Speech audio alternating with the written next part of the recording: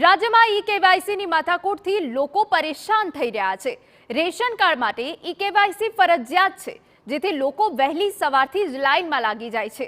જો કે છતાં નંબર તો આવતો જ નથી, અપડેટની કોઈ કામગીરી થતી નથી, જેના કારણે લોકોમાં આક્રોશ જોવા મળી રહ્યો છે। ત્યારે જુઓ સુરત, ભાવનગરમાં કેવી રીતે લોકો પરેશાન થઈ રહ્યા છે।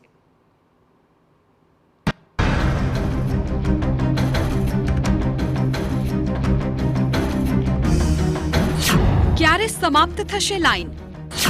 ઈ-કેવાયસીના ધાંધિયાથી લોકો પરેશાન।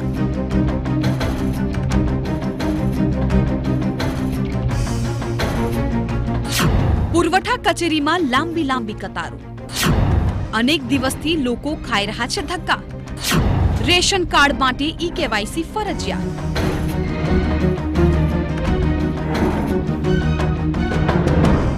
સુરતમાં ઈ-કેવાયસી કરાવવા માટે લોકોને હાલાકી થઈ રહી છે।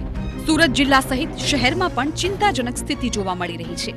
શહેરની વિવિધ પુરવઠા કચેરીમાં લાંબી લાંબી કતારો જોવા મળી રહી છે। રેશન કાર્ડના લાભ માટે ઈ-કેવાયસી ફરજિયાત છે, જેના કારણે ઈ-કેવાયસી માટે પુરવઠા ઝોન કચેરી પર વહેલી સવારથી લાંબી લાઈનો જોવા મળે છે। ઈ-કેવાયસી માટે લોકો અનેક દિવસથી ધક્કા પણ ખાઈ રહ્યા છે।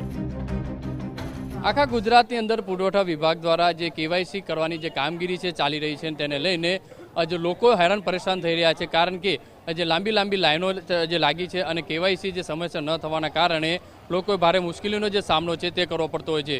ત્યારે સુરતની વાત કરીએ તો સુરતના અલગ અલગ ઝોનની અંદર જે પુરવઠા ઓફિસ છે તેની અંદર વહેલી સવારથી લાંબી લાઈનો છે તે જોવા મળી રહી છે।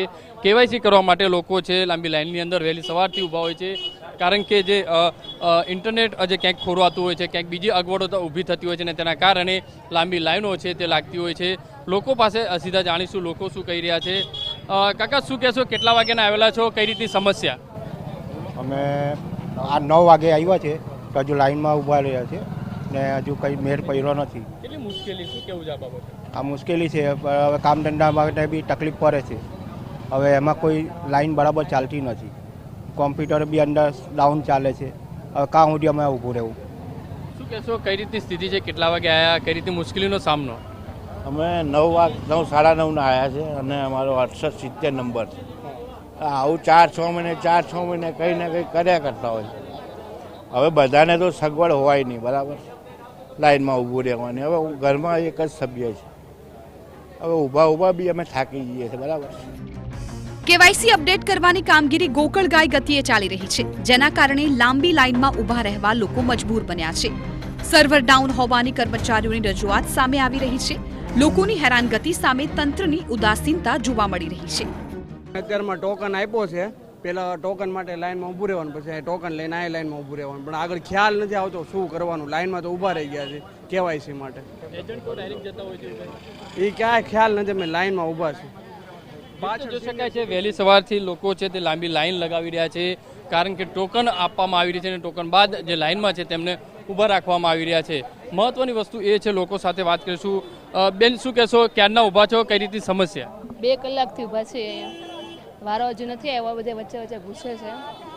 તકલીફ તો શું કરવાની, લાઈનમાં ઊભા રાખે, સરકાર કંઈક કરે તો સારું। હવે એજન્ટો ડાયરેક્ટ ઘૂસી જાય છે? હા એવું છે, કહે છે, બધા વાતો કરે છે, બાકી ખબર નથી શું છે। બેન ક્યારના ઊભા, કેટલી સમસ્યા, શું મુશ્કેલીનો સામનો, ઘરના કામ મૂકીને અહીંયા લાઈનમાં ઊભું રહેવું પડ્યું? બસ આ બેન કે એમ જ ઊભા છે ત્યાં કલાક થાય છે। જે રીતે જોઈ શકાય છે તે પ્રમાણે વિકલાંગ પણ અહીંયા જે છે લાંબી લાઈનની અંદર વહેલી સવારથી પોતાના કામ અર્થે અહીંયા ઉભેલા છે, જોઈ શકાય છે। કેટલી ઉંમર છે કાકા તમારી? 80 વર્ષ થશે। 80 વર્ષ, કેટલી સમસ્યા, કેમ લાઈનમાં ઊભું રહેવું પડ્યું?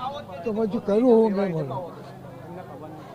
કેવાયસી માટે? હા, જે રીતે જોઈ શકાય છે કે લોકો છે વહેલી સવારથી લાંબી લાઈનની અંદર છે, પછી કેમ અહીંયા ઊભું રહેવું પડ્યું છે ઘરના કામ મૂકીને અહીંયા લાઈનમાં? ટ્રાફિકના હિસાબે, ઘરનું ઘરે કામ પડ્યું છે એના હિસાબે। જે રીતે જોઈ શકાય છે કે અહીંયા લાંબી લાઈન છે। સુરતના અલગ અલગ જે ઝોન ઓફિસો છે, પુરવઠા ઓફિસ છે, ત્યાં વહેલી સવારથી લોકોની લાંબી લાઈન લાગી રહી છે। કેવાયસી અપડેટના કામમાં મુશ્કેલી મુદ્દે હવે કોંગ્રેસ પણ મેદાનમાં ઉતરી ગઈ। કોંગ્રેસના પુરવઠા વિભાગની ઓફિસ પાસે ધરણા કર્યા છે। 15 અલગ અલગ જગ્યાએ કોંગ્રેસના કાર્યકર્તાઓએ વિરોધ પ્રદર્શન કર્યું। કોંગ્રેસે કર્મચારીને નકલી નોટો આપી વિરોધ પ્રદર્શન કર્યું। રૂપિયા વગર કેવાયસી અપડેટ ન થતું હોવાનો આક્ષેપ કોંગ્રેસે કર્યો છે। છેલ્લા ઘણા સમયથી કેવાયસીના નામે રાજ્યમાં અને સુરતમાં લોકોને રંજાવાનું કામ ભારતીય જનતા પાર્ટી દ્વારા કરવામાં આવે છે. સવારે 5 વાગ્યાથી લોકો લાઇનમાં ઊભા રહે છે. 10 વાગે સરકારી પુરવઠા ઝોન કચેરી ખુલે છે ત્યારે ટોકન આપવામાં આવે છે. 3 થી 4 હજાર માણસો સવારથી 5 વાગ્યાથી લાઇનમાં ઊભા રહે છે. ત્યારે અધિકારીઓ એસી ચેમ્બરમાં બેસીને જલસા કરે છે, ત્યારે પ્રજા બહાર તડકામાં પીસાય છે. કોઈ પણ જાતની સુવિધા પ્રશાસન દ્વારા કરવામાં આવી નથી. નાના બાળકો, સિનિયર સિટીઝન, સ્કૂલના વિદ્યાર્થીઓ પણ લાઇનમાં ઊભા રહે છે કેવાયસી કરવા માટે. સરકારના નિયમ મુજબ રેશન કાર્ડ સાથે આધાર કાર્ડ સબમિટ કરાવવું ફરજિયાત છે, પરંતુ ભાવનગરના મહુવામાં આ કામ સ્થાનિકો માટે માથાનો દુખાવો બની ગયું છે. ઈ-કેવાયસી અપડેટ કરાવવા માટે તાલુકા સેવા સદનમાં લાંબી કતારો જોવા મળી રહી છે. હકીકતમાં ટેકનિકલ ખામીને કારણે દિવસમાં અનેકવાર સર્વર જ ઠપ થઈ જાય છે અને લોકોને કેવાયસી માટે ધક્કા ખાવાનો વારો આવી રહ્યો છે. એક તરફ ગ્રામ્ય વિસ્તારમાં ખેતીની સિઝન ચાલી રહી છે, ત્યારે મજૂર માણસોને કામ ધંધા પડતા મૂકીને કચેરીના ધક્કા ખાવા પડી રહ્યા છે. સ્થાનિકોનો આક્ષેપ છે કે તંત્ર દ્વારા કોઈ જ વૈકલ્પિક વ્યવસ્થા કરવામાં નથી આવી રહી. કેરની કામગીરી કરાવવા માટે આવેલો છું તો આ મારે 5મો ધક્કો છે, પણ હજી કોઈ કાર્ય થયેલું નથી. ધક્કા ખાઉં છું કચેરીમાં, કોઈ જાતમાં લેનમાં જ વારો ઊભો રહેવાનું, કાંઈ ખાવા પીવાનું નહીં, ભૂખા દરસા ઊભા રહ્યો. નાના છોકરાથી માંડીને બધા ઘડિયા મોટા બધા ઊભા રહી છે અને અહીંયા હેરાન જ કરે કે સર્વર ડાઉન છે, આ ડાઉન છે એમ કરીને જવાબ આપીને આપણને કાઢી મેકે. કોઈ જાતની કામગીરી સરખી છે નહીં. 250 થી માણસો હશે, બધું હેરાન જ થાય છે. નાના બાળકોથી લઈ વયોવૃદ્ધો પણ પરેશાન થઈ રહ્યા છે. બીજી તરફ અધિકારીઓનું કહેવું છે કે લોકોને ધક્કા ન ખાવા પડે એટલે વૈકલ્પિક વ્યવસ્થાઓ પણ છે, પરંતુ હાલ સર્વર જ ઠપ થઈ જતું હોય અને આ મુશ્કેલીઓ સર્જાઈ રહી છે. અરજદાર પોતાની રીતે મોબાઈલમાં માય રેશન એપ ડાઉનલોડ કરી અને તેના દ્વારા પણ કેવાયસી કરાવી શકે છે, પણ હાલ સર્વરનો પ્રોબ્લેમ હોવાથી અને આધાર સર્વરનો પ્રોબ્લેમ હોવાથી લોકોને મુશ્કેલી પડે છે.